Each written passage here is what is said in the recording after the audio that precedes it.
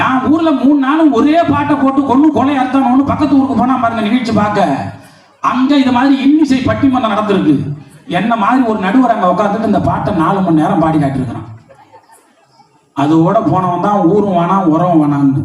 அது மாதிரி இருக்கக்கூடாது. இன்னைக்கு நிகழ்ச்சி நல்ல பாடல்களை, கருத்துள்ள பாடல்களை, தலைப்புக்கு ஒட்டிய பாடல்களை தர காத்திருக்கிறோம். எங்கள் பட்டிமன்ற குழுவினர் ஜிஎஸ்கே ஃபவுண்டேஷன் சார்பிலே அருமை சகோதரர் கணேஷ் சசிகலா அவர்கள், அருமை அண்ணன் அபிநயா கலை குழுமத்தினுடைய உரிமையாளர் எனது நெஞ்சம் நிறைந்த அண்ணன் பாரதி விஜய் அவர்கள் எல்லாம் இந்த நிகழ்ச்சி அற்புதமாக கொடுக்க காத்திருக்கிறார்கள்.